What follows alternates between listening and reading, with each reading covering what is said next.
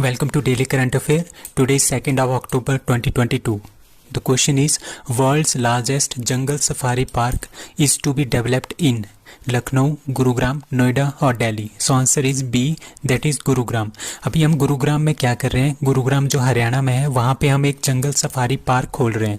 जंगल safari park क्या होता है, इस तरह का एक नेशनल पार्क होता है. ठीक है, उसमें क्या होता है, जो एनिमल्स होंगे वो ओपन होंगे, बाहर होंगे.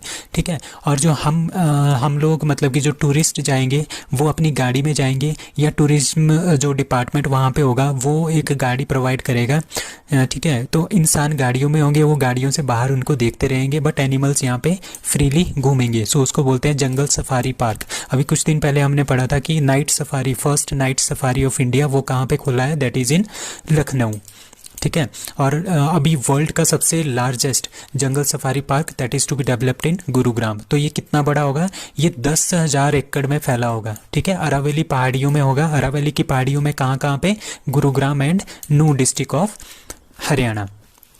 तो ये safari park sometime is known as wild life park is a zoo. Like ये जू की तरह होता है, मतलब कि visitors can drive their own vehicle, अपनी गाड़ियों में, या फिर जो गाड़ियाँ उनको प्रोवाइड की जाती हैं वहाँ पे facility to observe freely the roaming animal. जो रोमिंग एनिमल्स होंगे ना उनको देखने के लिए हम गाड़ियों में जाएंगे. ठीक है, और जो एनिमल होंगे वो फ्री होंगे और जो पीपल होंगे वो गाड़ियों में होंगे. So this is called jungle safari park. So World Vegetarian Day 2022 observed on 1st October, 2nd October, 3rd October, 4th October. So answer is A, that is 1st October. So 1st October को हम मनाते हैं world vegetarian day. क्यों मनाते हैं, ताकि हम लोगों को ज़्यादा से ज़्यादा कहाँ पे फ्रूट वेजिटेबल्स के ऊपर ले आए. क्योंकि बहुत सारे लोग क्या खाते हैं वर्ल्ड में, आपके पास मीट खाते हैं. ठीक है, मीट खाते हैं, तो उसकी वजह से क्या होता है, हमारे पास बहुत सारी बीमारियां फैलने का बीमारियाँ फैलने का चांस रहता है. सो उसको रिमूव करने के लिए हम वेजिटेबल में लोगों को लाना चाहते हैं. इंडिया सबसे बड़ी कंट्री है, सबसे ज़्यादा वेजिटेरियन इंडिया में ही पाए जाते हैं. तो world vegetarian day celebrated on the first day of October, और पूरे के पूरे अक्टूबर को क्या बोलते हैं, वेजिटेरियन अवेयरनेस मंथ. अब कुछ और है, पूरे जो अक्टूबर में जो इंपॉर्टेंट डेज हैं, like 1st October world vegetarian day, 2nd अक्टूबर गांधी जयंती और international day for non violence. 5th of October को वर्ल्ड टीचर्स डे. 5 सितंबर को होता है नेशनल टीचर डे, और 5 अक्टूबर को होता है वर्ल्ड टीचर्स डे.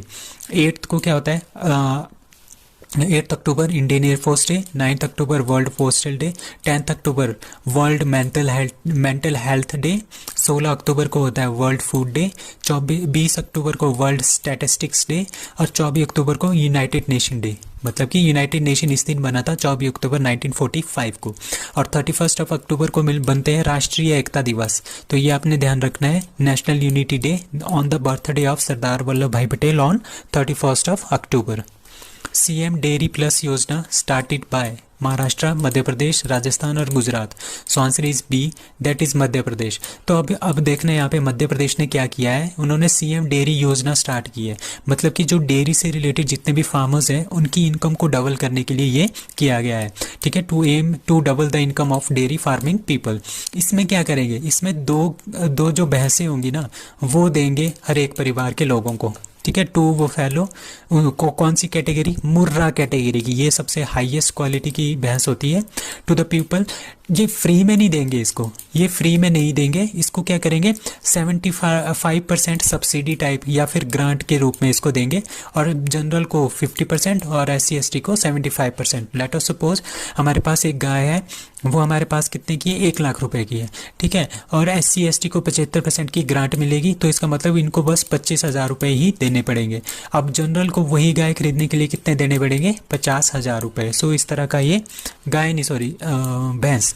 ठीक है, तो ये भैंस 2 बफेलो देंगे मुर्रा कैटेगरी की. किसने लॉन्च किया है, मध्य प्रदेश सरकार ने ये लॉन्च किया है.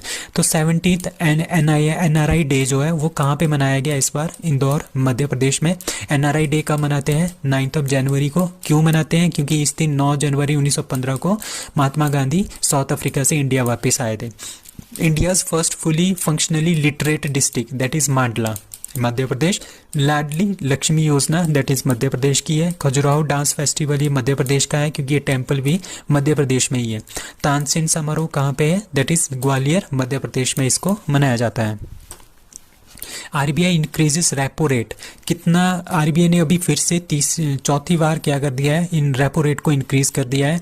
दैट इज 5.90% अब हमारे पास रेपो रेट है। अब हम देखेंगे कि ये रेपो रेट बढ़ाते क्यों हैं, कौन इसको बढ़ाता है। ठीक है, हमारे पास क्या हुआ, 2016 में एक मॉनिटरी पॉलिसी कमेटी बनी थी। ठीक है, मॉनिटरी पॉलिसी कमेटी क्या करता है, ये सारे के सारे रेट्स तय करता है कितनी। ठीक है, और इसकी ये कितना होता है, ये 6 मेंबर होते हैं इसमें, 3 इसमें रिजर्व बैंक ऑफ इंडिया के होते हैं, 3 इसमें गवर्नमेंट ऑफ इंडिया के होते हैं। ठीक है, इसका हेड होता है आरबीआई का गवर्नर, जो आजकल कौन है, शक्तिकांत दास हमारे पास आजकल आरबीआई के गवर्नर है और इसी के मॉनिटरी पॉलिसी के हेड है, और ये 2016 में बनी थी। ये अपनी रिपोर्ट साल में 6 बार देता है, 6 बार देता है साल में, मतलब कि हर 2 महीने के बाद ये अपनी रिपोर्ट देता है। ठीक है, किस लिए बनाया गया था इसको, to tackle and control the inflation, मतलब कि महंगाई को रोकने के लिए ये बनाया गया था। ठीक है, report made by monetary policy कितना, 6 टाइम्स अ ईयर, एक साल में 6 बार, मतलब कि हर 2 महीने बाद इसको अपनी रिपोर्ट देनी होती है। ठीक है, अब पॉलिसी रेट और रेपो रेट क्या होता है, पॉलिसी रेट और रेपो रेट होता है, सपोज यहाँ पे हमारे पास आरबीआई है।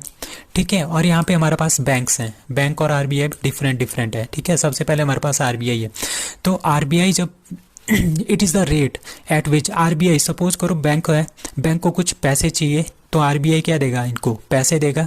ठीक है, पैसे देगा तो आरबीआई तो इंटरेस्ट तो लेगा ही लेगा कुछ ना कुछ, उसको बोलते हैं हम रेपो रेट, जो इंटरेस्ट आरबीआई लेगा बैंकों से। ठीक है, विद सिक्योरिटी, मतलब कि सिक्योरिटी भी इनको छोड़नी पड़ेगी आरबीआई के पास। ठीक है, तो उसको बोलते हैं हम पॉलिसी रेट, रेपो रेट, और वो 0.5% इन्होंने इंक्रीज कर दिया है। अभी 2 महीने पहले वो 5.40 था, अब कितना है 5.90%। अब रिवर्स रेपो रेट क्या होता है, सपोज यहाँ पे आरबीआई है और यहाँ पे हमारे पास बैंक्स हैं। सपोज करो कि जो हमारे पास आरबीआई, इसको पैसों की ज़रूरत पड़ गई, तो ये पैसे कहाँ से लेगा, ये कहाँ से लेगा, ये मांगेगा, ये पैसे लेगा बैंक से। ठीक है, बैंक से इसने पैसे उठा लिए। ठीक है, अब बैंक को भी कुछ ना कुछ क्या चाहिए, इंटरेस्ट चाहिए। ठीक है, तो जो बैंक इस टाइम जो इंटरेस्ट लगाएगा उसको बोलते हैं reverse repo rate.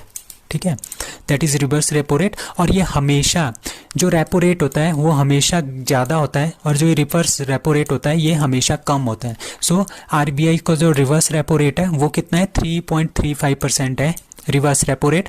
At cash reserve ratio क्या होता है, ठीक है, कितना परसेंटेज हमारे पास जो मनी है, हार्ड कैश होता है ना, हार्ड कैश को बोलते हैं हम लिक्विडिटी, कितना परसेंट जो है हमारे पास जो हार्ड मनी है वो पूरी कंट्री में है, that is 4.50%।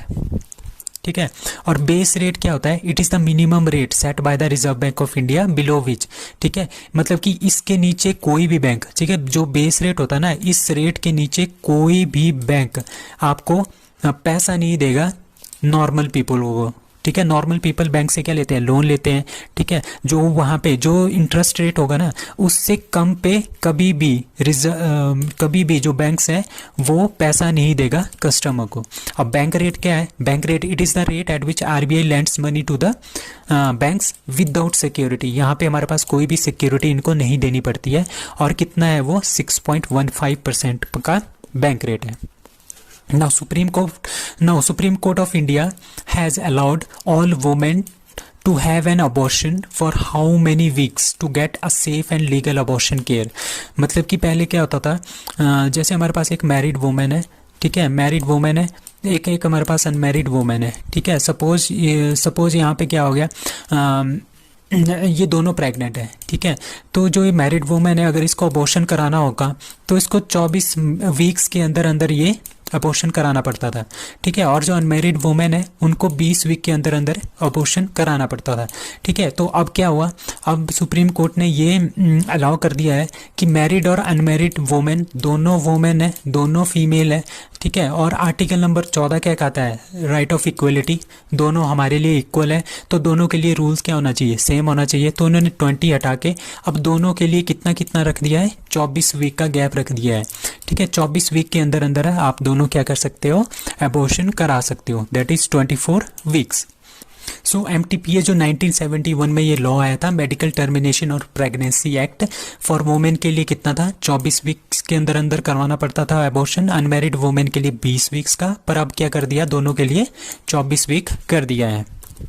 So which only Indian has been named in the Time 100 Next list, ठीक है, that is Akash Ambani. So Akash Ambani कौन है, ये बिलियनियर मुकेश अंबानी के बेटे हैं, ठीक है, और ये आजकल हेड हैं किसके, जियो के, रिलायंस जियो के ये हेड है। तो इनका नाम कहाँ पे आ गया है, इनका नाम आ गया है टाइम्स 100 NXT नेक्स्ट में, ठीक है।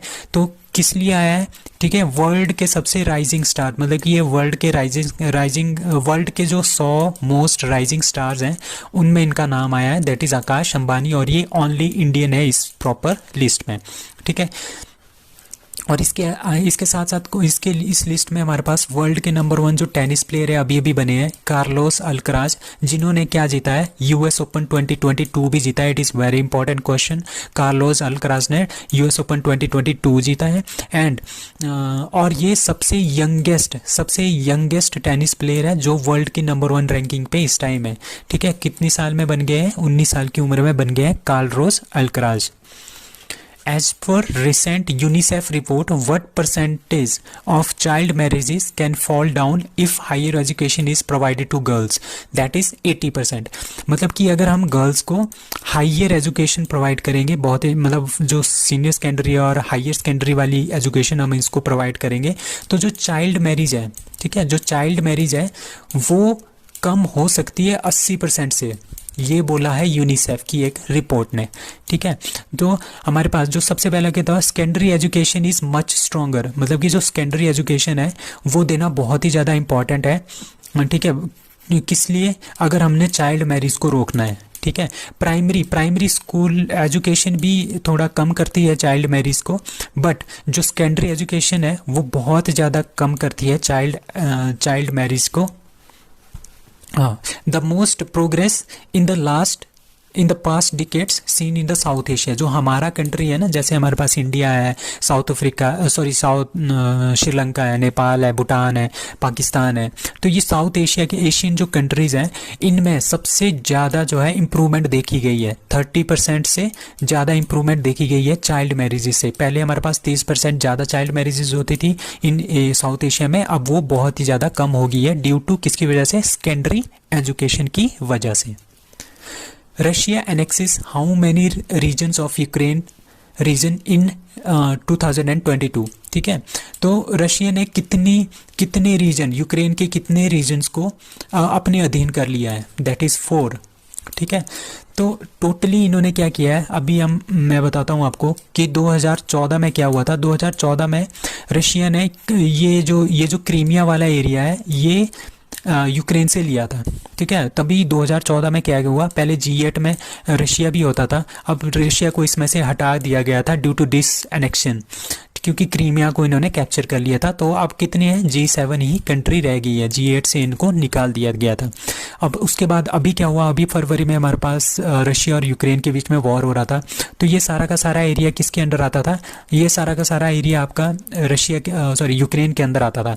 तो अब क्या किया रशिया ने, यहाँ पे क्या करवाया, यहाँ पे अपनी फोर्सेस भेजी, ये वाला एरिया अपने अंडर किया, और अभी इन्होंने यहाँ पे एक रेफरेंडम करवाया। रेफरेंडम मतलब कि यहाँ के लोगों को वोटिंग करने के लिए बोला कि आपको रशिया के साथ रहना है, यूक्रेन के साथ रहना है। तो उन्होंने जितने भी बंदे थे उन्होंने बोला 80 से 90% लोग, 90+ लोग उन्होंने बोला कि हमने रशिया के साथ रहना है। तो रशिया ने अब बोल दिया है कि लुहांस्क, डोनास्क, खेरसोन एंड जापोरिजा, ठीक है। जापोरिजा हमारे पास बहुत ही इंपॉर्टेंट क्षेत्र है, क्योंकि यहाँ पे इनका न्यूक्लियर प्लांट भी था यूक्रेन का, ठीक है। तो ये चारों के चारों एरिया अब किस में आ गए, रशिया ने इसको अपने अंडर ले लिया है। अब रशिया ने ये बोला है कि अगर इन 4 क्षेत्रों के ऊपर आप कोई भी किसी भी तरह का आक्रमण करते हो, अटैक करते हो, तो हम वो मानेंगे कि ये आपने रशिया के ऊपर अटैक किया है। तो ये सारा का सारा एरिया अब किसके अंडर आ गया है, रशिया के अंडर आ गया है। सो टोटली हमारे पास 5 क्षेत्र हैं रशिया के अंडर, दैट इज़ क्रीमिया 2014 में आ गया था, Donetsk, Luhansk, Zaporizhzhia and Kherson region, ये सारे के सारे इसके अंडर आ गए हैं। अब टोटल कंट्रोल एक 107,000 स्क्वायर किलोमीटर जो है यूक्रेन की टेरिटरी अब किसके अंडर है, दैट इज़ इन रशिया के कंट्रोल के अंडर है। So that's all for today, thank you.